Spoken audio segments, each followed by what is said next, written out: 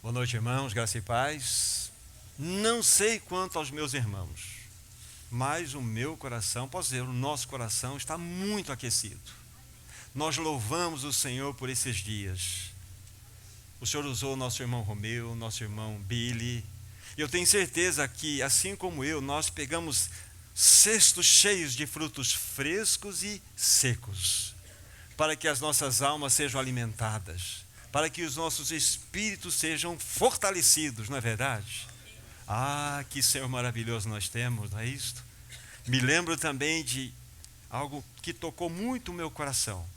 Quando nós nos lembramos daquela realidade lá que aconteceu no contexto de Emaús. Vocês se lembram quando o Senhor partiu o pão, que aconteceu? Os olhos deles se abriram. E eles reconheceram que era o Senhor Jesus. Aí acontecia algo impressionante. O coração começou a pegar fogo, começou a arder. Querido irmão, querida irmã, que os nossos corações ardam nessa noite. Ardam de amor por esse amado da nossa alma. Daquele que se importou conosco, daquele que não pensou em si mesmo, mas abriu mão da sua glória e veio até nós. Que isso, Senhor glorioso, que nós temos. Daniel, você conhece um Senhor mais lindo do que esse? Não tem, né?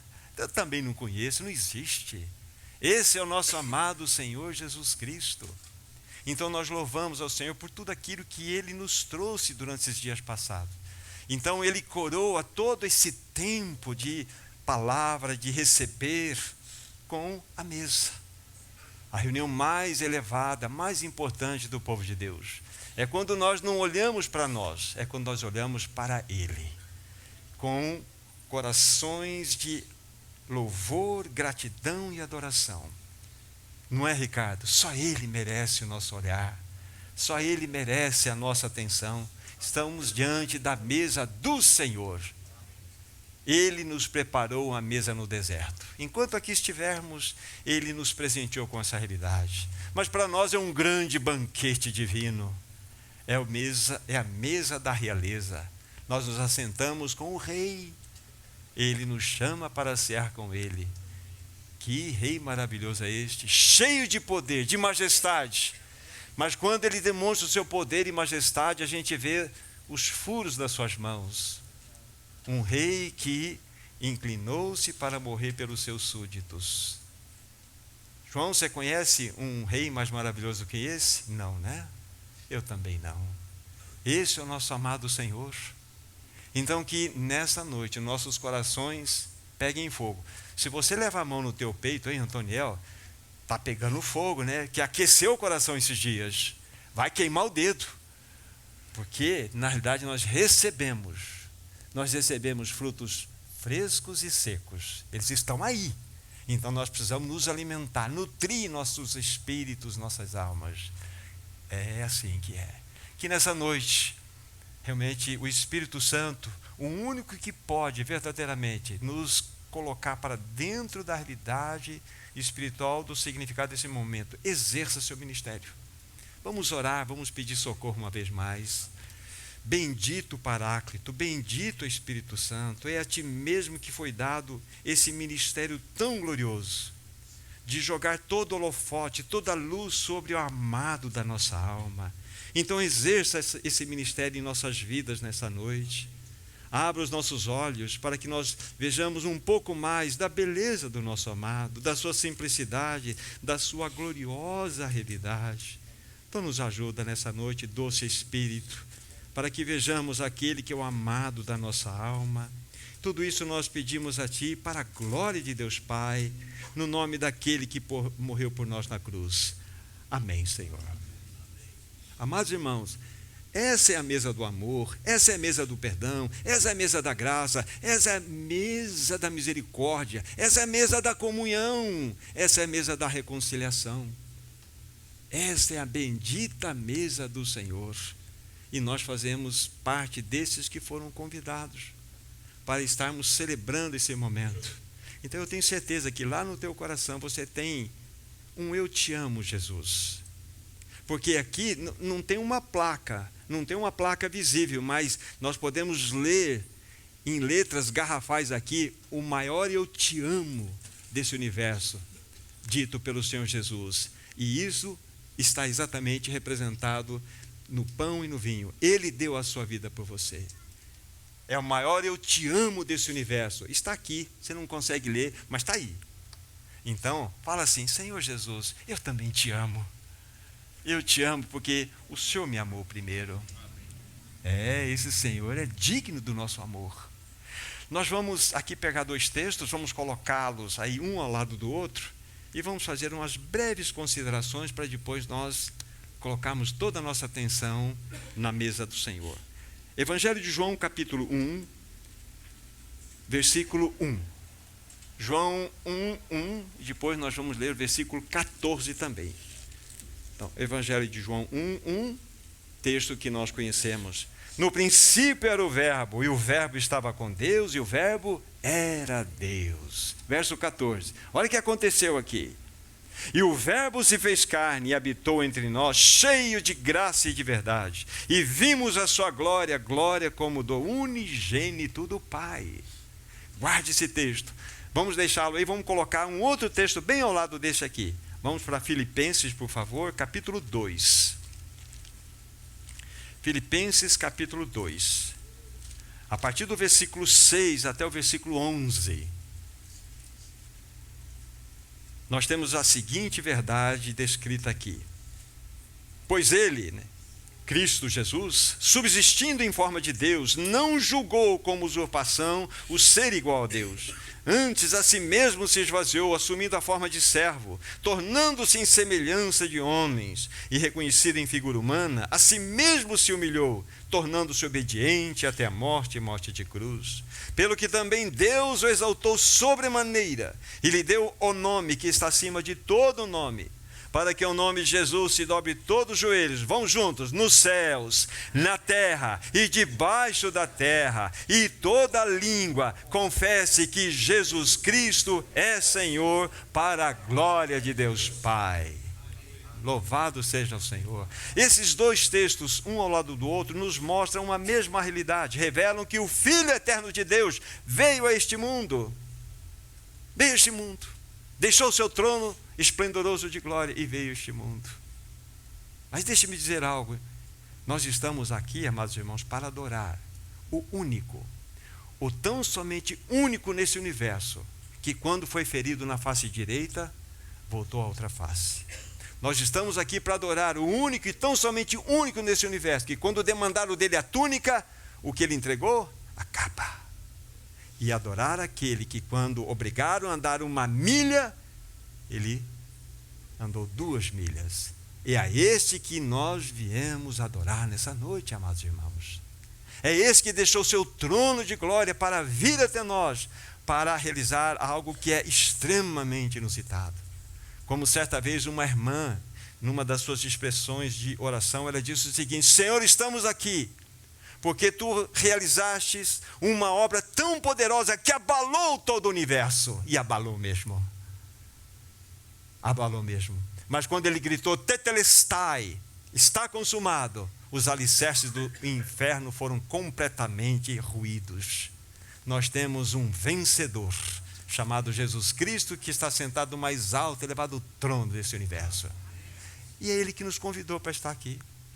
E quando nós olhamos para esses 2 textos, nós temos essa revelação clara, linda, que o Senhor Jesus veio ao mundo. O Filho eterno de Deus veio a este mundo. Aí uma pergunta que é necessária: mas por que Ele precisou vir a este mundo? Sabe por quê, Irine? Porque não haveria esperança para você. Jane, você não poderia ser salva. Não haveria possibilidade nenhuma para nós, nenhum outro meio para que nós pudéssemos ser salvos. Não haveria. Então ele veio exatamente com esse intuito para nos salvar.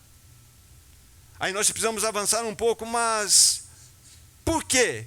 Como assim precisa nos salvar? Amados irmãos, é extremamente importante entender que nós somos pecadores. Pecadores porque nós nascemos assim, pecadores por natureza e pecadores por prática. E não há possibilidade de nós revertermos essa situação por nós mesmos. E este pecado, ele precisa ser totalmente julgado por Deus. Daqui a pouco vocês vão entender o desdobramento daquilo que eu estou falando agora. Deus precisa julgar o pecado. Mas sabe uma coisa, Anderson? Se Deus julgasse o seu pecado em você, a justiça seria satisfeita, mas você não seria salvo. Tudo estaria certo. Então, se o nosso pecado fosse julgado em nós mesmos, a justiça seria feita, mas seríamos salvos? Não seríamos salvos.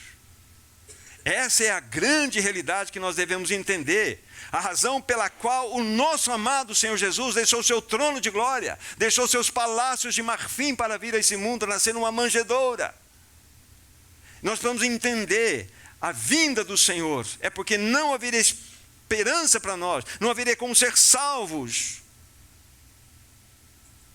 E nós precisamos entender um pouco mais o que o pecado fez. Qual foi o estrago do pecado? Quando o pecado entrou nesse mundo, através de um homem, lógico, que passou e contaminou toda a raça humana, ele trouxe um grande dano, uma grande ruína, uma grande miséria para o homem. Ele trouxe aquilo que é o pior inimigo, segundo a Bíblia, a morte. Mas o dano do pecado não afetou simplesmente o homem. O pecado ofendeu a Deus. O pecado agrediu a santidade de Deus. Ofendeu diretamente o Deus santo, santo, santo. Nós devemos entender isso. E por nós termos ofendido a Deus com os nossos pecados, pela nossa realidade de pecadores, nós nos tornamos adversários de Deus, inimigos de Deus. Essa é a nossa situação. Então, por que o Senhor Jesus precisou vir a esse mundo? Por que o Filho Eterno de Deus nasceu nesse mundo? Porque não há esperança para nós. Não haveria como ser salvos. Por que nós não podemos ser salvos? Porque nós nascemos pecadores.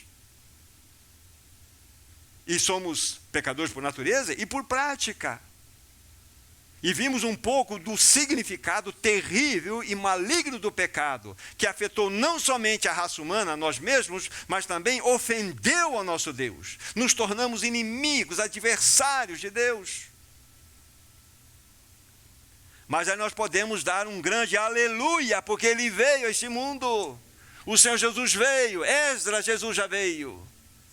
Ele já veio a este mundo para dar a sua vida por nós naquela cruz, para que o nosso pecado, vou dizer algo novo, fosse nele julgado. O nosso pecado fosse nele julgado. Porque se o nosso pecado é julgado em nós, através de Deus, a justiça é feita, mas nós não somos salvos, e está tudo certo. Mas Deus, pelo seu infinito e poderoso amor, então Ele vai enviar o seu Filho a esse mundo, com um gesto magnífico do seu amor, para que o nosso pecado nele fosse totalmente julgado.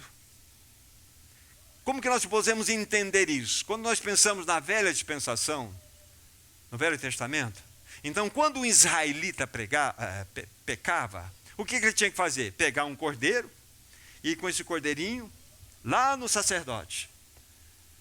Chegava lá no sacerdote, esse cordeiro tinha que passar pelas exigências da lei, tinha que passar pelo crivo da lei, se estava adequadamente preparado para o sacrifício, e lá o israelita vai. Ele leva então esse cordeirinho para o sacerdote então vai sacrificar, vai imolar esse cordeirinho. Para quê? Para que então aquele cordeirinho, de fato, sofresse o juízo, o julgamento, fosse julgado nele, no cordeirinho, o pecado do israelita. Então, naquele sacrifício, nós temos algo interessante. O pecado do israelita é julgado no cordeiro, porque ele era sacrificado, o seu sangue era derramado, e o israelita ia embora. Assim que acontecia.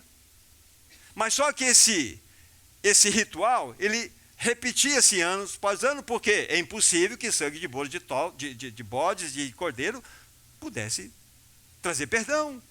Então tinha que se repetir. Vai lá o israelita de novo com o cordeirinho, sacrifica, o pecado é julgado, o israelita sai livre, mas o pecado foi julgado ali no cordeiro, não foi? É assim que acontecia. Então nós temos uma noção. Então o juízo sobre o cordeirinho e a misericórdia sobre o israelita. E isso repetia ano após ano. Até que, eis o Cordeiro de Deus que tira o pecado do mundo. De uma vez para sempre, veio o verdadeiro Cordeiro, que através de um único sacrifício, ele então iria redimir. Ele iria oferecer um caminho único, que nunca mais se repetiria. Porque ele é o Cordeiro perfeito de Deus. Então vem o Senhor Jesus e nasceu nesse mundo, é os nossos textos. Ele assumiu uma natureza humana, lógico, sem pecado, mas uma natureza igual à nossa, excetuando o pecado. Jesus não tinha inclinação para o pecado. Lembra quando ele disse assim: eis aí o príncipe desse mundo, ele nada tem em mim. O diabo em nós tem, porque nós temos cobiça. Mas em Jesus não.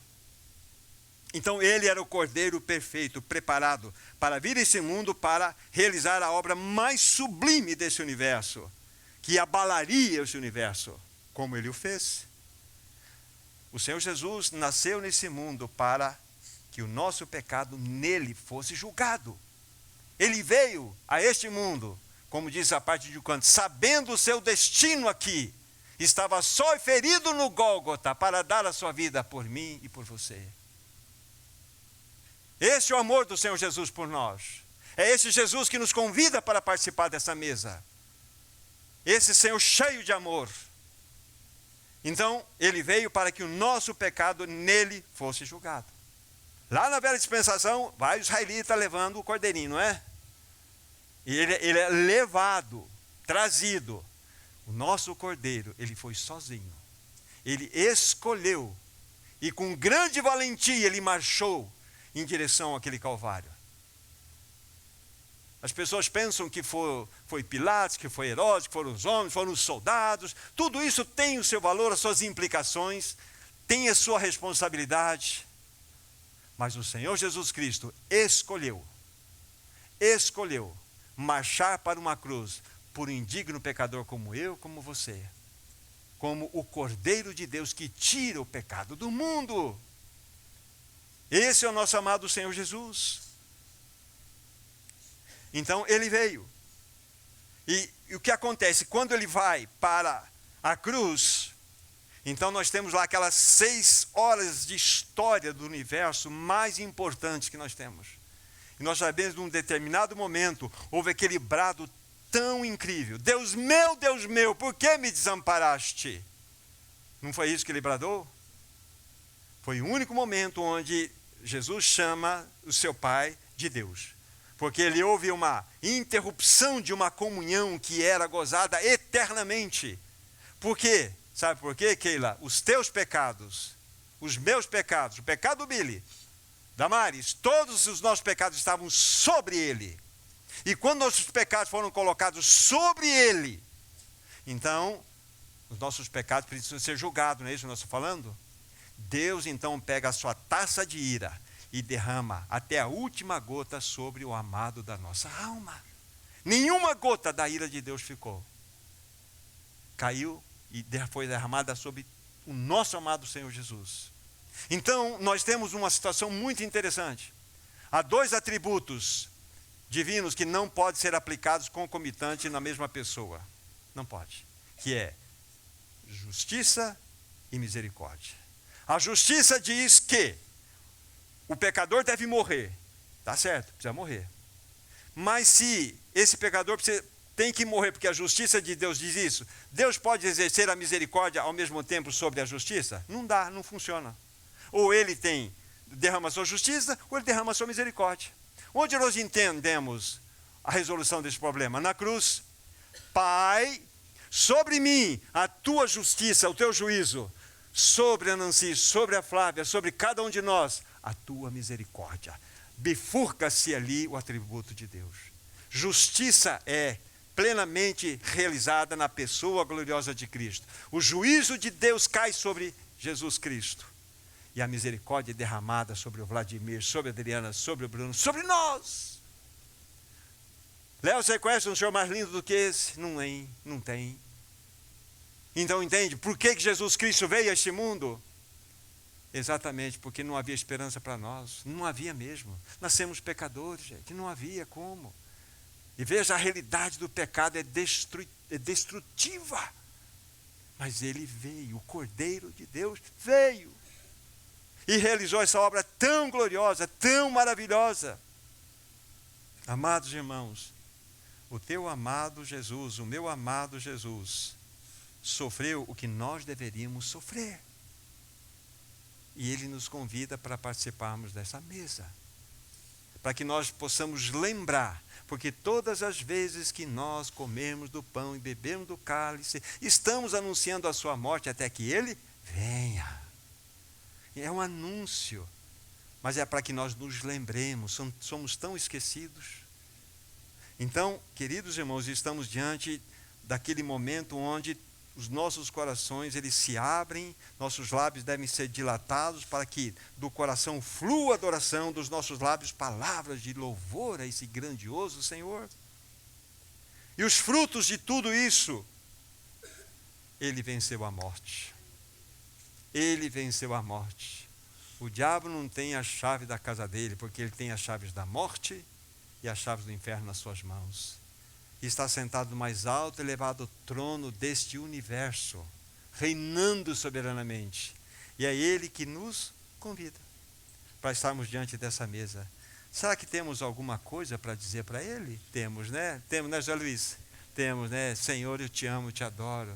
Bendito seja o teu nome. Que Senhor é esse que nós temos?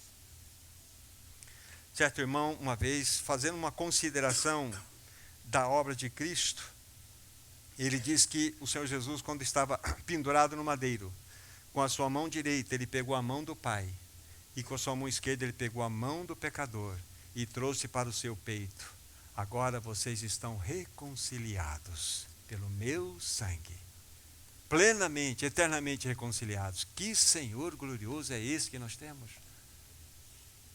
Esse é o amado que nos convida a participar, junto com ele, diante dessa mesa. Qual deve ser, meu querido irmão, minha querida irmã, a nossa resposta? Só tem uma, né? A adoração. Temos coragem de pedir alguma coisa para ele? Não, né?